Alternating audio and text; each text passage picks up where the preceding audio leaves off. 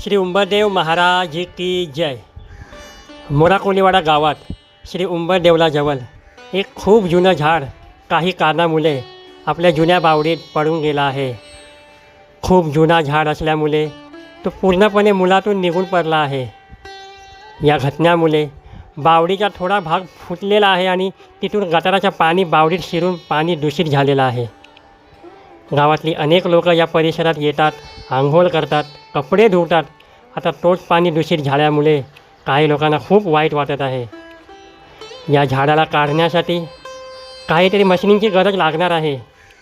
म्हणून गावकीला विनंती आहे की या गोष्टीवर लक्ष देऊन त्याची मरम्मत करून पुन्हा या परिसराची आणि श्री उंबरदेवलाची शोभा वाढवण्याची कृपा करावी.